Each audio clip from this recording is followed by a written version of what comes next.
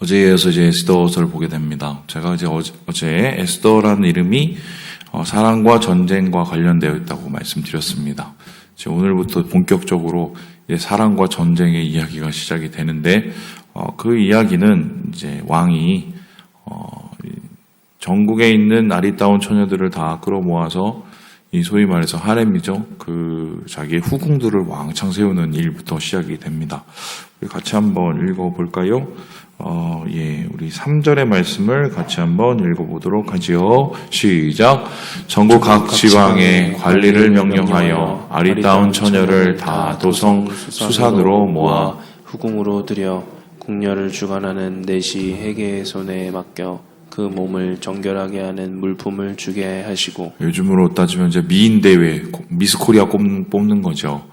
왜 굳이 이렇게까지 했었을까? 우리나라도 이제 예전에 보면은 왕이 아내를 뽑을 때 금혼령이라는 게 있었습니다. 아시죠?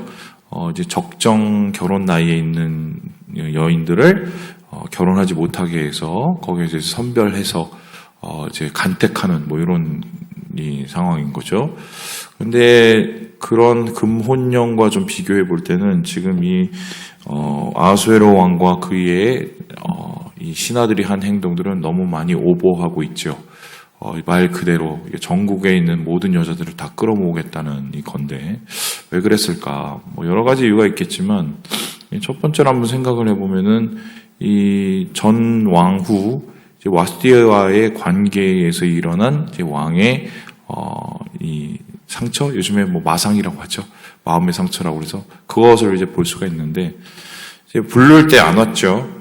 그리고 안 오는 이유를 이제 아주 또박또박 되고 이제 문제는 여기에서 불렀는데 안 왔다 뭐 이 정도 수준이 아니라 이게 이제 왕권, 그러니까 자기가 가지고 있는 권력에 이제 상처가 나면 누수가 생기고 이게 어떻게 보면 통치에 문제가 생긴다고 왕이 생각했던 것 같습니다. 그도 그럴 것이 여러분 뭐 얼마 전에 그 SBS인가요? TVN인가요? 정확히 기억 안 나는데 거기에서 이제 원경 왕후에 대한 드라마가 했었던 것으로 압니다. 저는 뭐 다 보진 못했고 잠깐 봤는데 거기에 보면 이제 원경 왕후와 그 이방원 태종이 나중에 되죠. 이 관계를 이렇게 그리고 있는데 물론 뭐 역사적 허구를 많이 섞어 넣겠지만 뭐 실록을 봐도 이 둘의 관계는 사실 일반적 부부하고는 상당히 많이 좀 차이가 있었습니다. 이제 무슨 소리냐면 이방원이 이제 권력에 밀려나서 소위 말해서 아무것도 아닌 상황이 되었었을 때 이 원경이라는 그 부인, 그 당시는 왕후가 아니었죠. 남편을 계속해서 이제 응원을 하고 응원을 넘어서서 이제 한마디로 리드를 하죠. 그리고는 군사를 일으키는데 상당한 도움을 주고 쿠데타를 일으키는 결정적인 도움을 주게 됩니다. 그래서 사실은 이방원이 태종이 되고 왕이 되는 상황은 사실 원경 왕후가 굉장한 힘을 썼기 때문입니다. 그도 그럴 것이 단순히 한 여인의 힘이 아니라 그 원경 왕후가 가지고 있는 그 가문의 재력과 이제 권력이 상당히 이제 영향을 미치게 된 것인데 이제 문제는 이렇게 해서 왕이 되는 것까지는 좋은데 그 후가 문제죠. 항상 이제 계산서를 내죠. 영수증을 내죠. 이렇게 왕이 됐으면 우리 집도 좀 챙겨주고 나도 좀 챙겨주고 뭐 이렇게 얘기하지 않겠습니까? 이제 거기에 대해서 이제 태종이죠. 이 태종은 심각하게 고민을 했고 그리고 뭘 했습니까? 제일 먼저 한 게 뭐냐면 후궁을 왕창 들이기 시작을 하죠. 그것 때문에 이 둘 사이의 관계가 굉장히 크게 이제 갈등을 겪게 되는데 왜 그렇게 갈등을 겪는 일을 왜 했을까? 왕의 권력, 왕이 가지고 있는 위치를 정확하게 확인해 주고자 하는 것입니다. 그러고 나서 이게 받아들이지 않으니까 결국 어떻게 됐죠? 그 원경 왕후 외척을 다 어떻게 해요? 그냥 싹쓸이를 해버리죠. 뭐 아주 권력 앞에서는 비정하죠. 왜냐하면 1인만 존재하기 때문에 공동의 권력이라는 것은 예전에 존재할 수가 없었기 때문이죠. 마찬가지로 아마 지금 이 아수르의 왕도 이 와스티 왕후에 의해서 자기가 겪었던 이 권력의 상처 이거를 아마 어떻게든 해결하기 위해서 많은 여인들을 끌어모을 수 있는 내가 이 정도 하는 사람이야. 나의 권력은 이 정도야 라고 보여주기식의 이런 일을 하지 않았을까 싶기도 하고요. 두 번째로 또 이 아수르의 왕이 이 일을 했던 이유 중에 하나는 제가 어제 말씀드렸던 것처럼 그 살라미스 전투 해전과 관련이 됩니다. 그럴 때 아주 대군을 이끌고 심지어는 코끼리까지 가지고 그리스를 정복하기 위해서 가지 않습니까? 이제 근데 해전에서 완전히 이제 패배를 하게 되죠. 그래서 돌아왔었을 때 이제 이 아수르의 왕은 굉장히 큰 이제 위기에 봉착을 했습니다. 왜냐하면 크게 패했기 때문에. 그러면서 아마 위안을 찾게 된 것 같고요. 그 위안을 찾는 상황에서 정말 이 향락에 이제 빠지게 되는, 국정을 좀 덜 보게 되는, 뭐 이런 일들이 이 시기에 나타났던 것이 아닌가. 어쨌든 이 상황 속에서 이제 에스더가 간택이 되게 되죠. 그리고 후궁으로 들어가게 됩니다. 근데 이 후궁으로 들어가는 이 미임 대회가 절차가 굉장히 복잡한 게 그냥 바로 간택이 되는 게 아니라 예비 기간이 있었어요. 우리나라도 이제 미스코리아 요즘에 있긴 있나요? 그거 하면은 모아놓고 합숙 생활을 하지 않습니까? 지금 이 궁녀, 왕궁 혹은 뭐 여기 헤렘 혹은 여기 후궁 모집도 여기 보니까 몇 개월간의 학습과 또 합숙이 있었어요. 그리고는 그냥 하는 게 아니라 일종의 이것도 우리 요즘에 하는 것처럼 그 뭐 오디션 프로그램 보면 여러분 뭐 서바이벌이잖아요. 그죠? 1대1 싸움도 하고 다대다 싸움도 해갖고 결국 1인을 찾는 것처럼 지금 한마디로 그렇게 하고 있는데요. 여기에 보니까 이렇게 얘기를 하는데 우리 12절의 말씀을 같이 한번 읽어보도록 하겠습니다. 우리 읽어보죠. 시작. 처녀마다 차례대로 아수아로 왕에게 나아가기 전에 여자에 대하여 정한 규례대로 12달 동안을 행하되 6달은 모략 기름을 쓰고 6달은 향품과 여자에게 쓰는 다른 물품을 써서 몸을 정결하게 하는 기한을 마치며 이 몸을 정결하게 하는 기한이라고 얘기하는 것은 이제 12달 안에 이 처녀가 처녀인지 아닌지를 알아볼 수 있는 계기가 되기도 하지만 이제 두 번째는 이제 한마디로 가꾸라는 거죠. 뭐 때도 뺏기고 화장품도 주고 여기서 보니까 뭐 모략 기름도 주고 향품도 주고 그리고 정결하게 하는 물품을 줬다고 그러는데 이게 이제 화장품 뜻하는 거죠. 그래서 12달 동안 열심히 가꿔서 이제 그날이 됩니다. 그러면 어떻게 하냐면은 후궁이 이제 왕궁으로 가게 되고 14절에 보면 이게 참 재밌는데요. 저녁이면은 이제 왕궁에 들어가서 왕을 이제 대면하죠. 그리고 이제 뭐 잠자리를 하겠죠. 이거로 나서는 어떻게 해요? 나중에 그 다음날에 부르면, 그러니까 요즘으로 따지면 애프터를 하면은 살아남고, 아니면 그냥 평생 혼자 지내야 되는 이런 상황이에요. 그러니 뭐, 얼마나 많은, 이제, 여인들과 얼마나 많은 또 향락들과 얼마나 많은 또 사람들이 동원이 됐겠어요. 뭐, 원래 권력자들이 하는 짓이 다 이런 짓인데, 중요한 것은 에스더도 여기에 이제, 어떻게 보면은 참가할 수밖에 없게 되었다. 그런데 이 에스더는 나중에 이 끝에 보면 어떤 일이 일어나냐면 간택을 받게 됩니다. 그죠? 여기 보니까 17절에 이런 얘기를 하죠. 왕이 모든 여자보다 에스더를 더 사랑하므로 그가 모든 처녀보다 왕 앞에 더 은총을 얻은지라. 간택이 돼서 최후 1인이 되는. 그러니까 모르겠어요. 저는 아직도 잘 모르겠는데 간혹 보면은 이제 뭐 미스 코리아 대회 1등하고 무슨 슈퍼모델 요즘에 있나요? 그런 거 1등하면은 나중에 하나님께 영광을 돌린다고 이렇게 하는데 이게 영광을 돌릴 건지 잘 모르겠는데 뭐 이런 상황인 거예요. 상황인 거예요. 근데 저는 이제 이렇게 세상은 이렇게 돌아가니까요. 이 가운데서 하나님이 무엇을 하셨을까 한번 요런 얘기를 하고 싶은데 이 에스더가 에스더가 자라난 그 환경에 대해서 지금 오늘 얘기를 하고 있는데, 우리 함께 우리 7절의 말씀을 같이 한번 읽어보도록 하겠습니다. 시작. 그의 삼촌의 딸 하다사 곧 에스더는 부모가 없었으나 용모가 곱고 아리따운 처녀라. 그의 부모가 죽은 후에 모르드게가 자기 딸같이 양육하더라.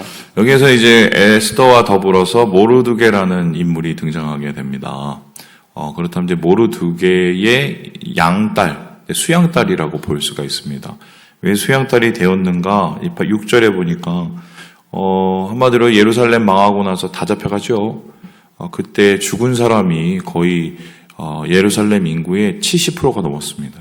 그러면 이제 당연히 생존된 것도 감사하지만 죽은 자들의 아이들이 있었겠죠. 다 끌려갑니다. 그래서 이 모르드게라는 사람이 아마 자기 조카뻘 되는 이 에스더를 데리고 이제 바벨론에서 생활을 하게 된 것 같고, 거기에서 말 그대로 생존을 위해서 이제 애쓰게 되는 뭐 이런 얘기가 나오게 되지요. 그러면 여기에서 이제 이스라엘 백성들이 페르시아에서 어느 정도로 생활했는지를 볼 수 있는 대목이 등장하게 되는데, 여기 뭐라고 하냐면은 10절에 이런 말이 나옵니다. 에스더가 자기의 민족과 종족을 말하지 아니하니. 그러니까 자기가 유대인이라는 것을 말하지 않게 됩니다. 그 소리는 뭐냐면 유대인들이 매우 소수에 불과했다는 소리고, 소수더라도 소수가 때로는 이 전체를 주관하고 전체를 다스리는 경우가 있습니다. 뭐 예를 들어서 청나라 같은 경우도 보면 만주족들은 소수였거든요. 근데 이 소수는 그냥 소수가 아니라 매우 힘없는 소수였다. 그냥 포로, 노예, 그리고 제일 사회에서 보면은 소외되고 가장 바닥에 해당되는 뭐 그러한 삶을 살았던 것이 확실한데, 그럼에도 불구하고 그 민족적인 정체성을 잃지 않고 가족이 하나 되고, 어쩌면 이산가족 같은 이 가족이 바벨론과 페르시아에서 새로운 가족으로 똘똘 뭉쳐서 이 난관을 이겨내고 있다는 것을 이제 보게 되는 거죠. 어떻게 보면은 이것이 오늘날 한국의 상황과 앞으로 되게 밀접한 관계가 있게 될 거라고 저는 생각을 합니다. 이제 무슨 소리냐면, 우리가 인정해야 될 게 있는데, 한때는 한국 기독교가 전체 인구의 4분의 1 정도 됐었습니다. 그렇죠? 그래서 기독교 1000만 뭐 이런 얘기가 있었어요.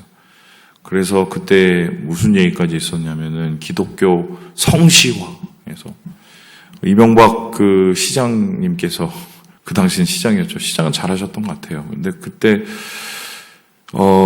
나오셔서 어느 선교대회 했나요? 그래서 하나님께 뭐 서울을 드립니다 막 그랬었습니다. 그죠? 그게 왜냐면 그 당시에 기독교 성시화 한다고 한참 이제 목사님들 하면서 자신감이 있었거든요. 교회가 이만큼 커지니까. 그래서 그때 이제 그게 막 논란이 엄청 됐지만, 사실은 이명박 씨는 그것을 토대로 나중에 대통령이 되죠. 그래서 전폭적인 교회의 지지를 받게 되니까 이제 나중에 그게 문제가 됐지만요. 그런데 이제 그거는 지금 돌아보면 정점이었습니다.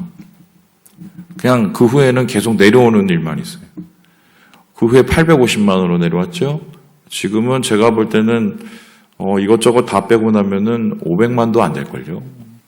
그러면 지금 인구의 10분의 1이거든요. 저희 인구의. 근데 이것도 이제 그 전체 인구로 통계를 내보면 기독교는 대부분 고령입니다. 기독교인들은. 아예 젊은 층에는 기독교가 지금 그냥 소수예요. 소수. 그러면 제가 질문을 해보겠습니다. 요즘에 젊은 층들의 가장 인기 있는 종교가 뭔지 혹시 아십니까? 아세요? 뭘까요? 무교입니다. 종교가 없는 게 요즘 유행이에요.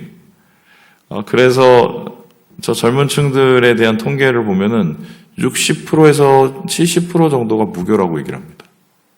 그러니까 앞으로 우리 아이들 10년만 지나면 우리 아이들이 살아갈 세상은 어떤 세상이냐? 기독교가 소수가 되는 세상이에요. 소약자가 되는 세상이에요. 지금 뭐 나가서 뭐 광화문에서 뭐 우리 어르신들이 뭐 태극기 들고 뭐 시위도 하고 그러지만 앞으로 아마 못할 걸요. 이게 마지막일 겁니다.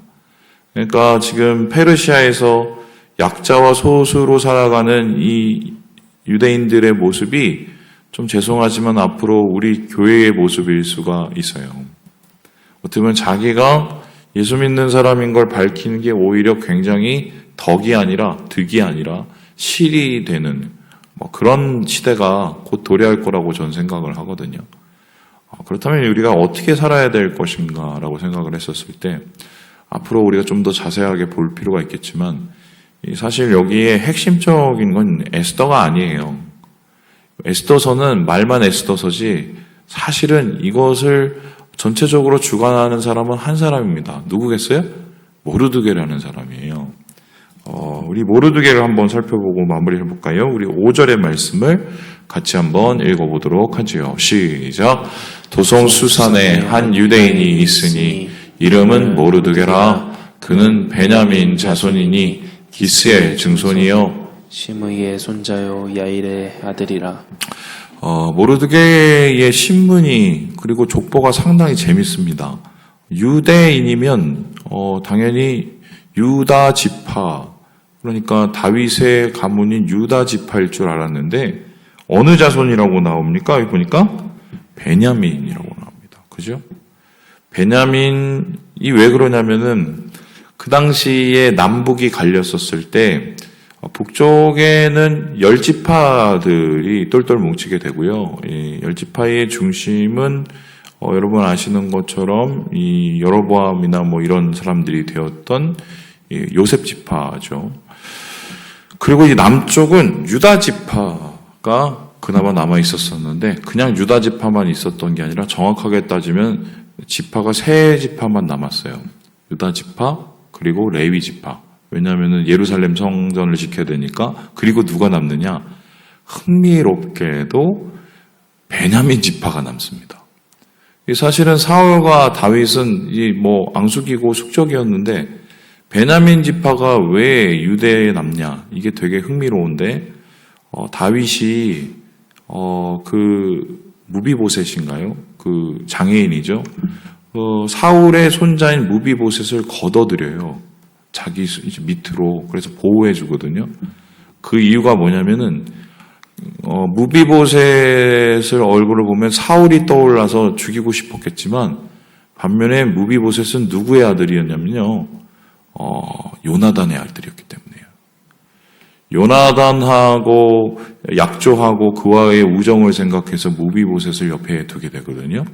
근데 그게 이후에 계기가 돼서 베냐민 지파와 이 유다 지파는 사실은 거의 같은 길을 가게 됩니다. 그렇다면 이제 오늘 여기 이 모르드게는 이 자기에 대한 소개평을 보면은 이 사람은 사울과 굉장히 깊은 관련이 있는 사람이에요. 사울 가문이죠. 사울은 실패를 했잖아요. 세상을 쫓다가, 세상의 권력을 쫓다가. 근데 반면에 모르드게는 어떻게 됐느냐?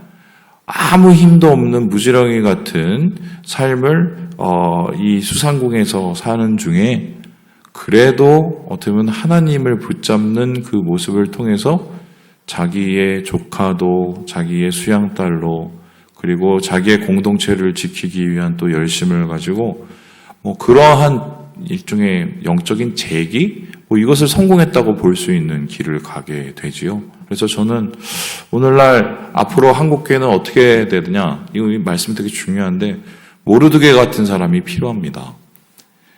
함께 모되고 함께 합하게 되고 함께 공유를 베풀고 그리고 세상 속에서 그래도 선을 나타내는 이런 모르드게 같은 사람들이 앞으로 필요할 거예요. 말씀을 마칩니다. 우리 사랑하는 여러분, 세상은 어떻게 돌아갈지라도 하나님께서는 주의 사람들을 통해서 일하신다는 것을 깨닫고 오늘 하루도 주님과 함께 동행하시는 우리 모든 형제 자매들 되시길 주님의 이름으로 축원합니다.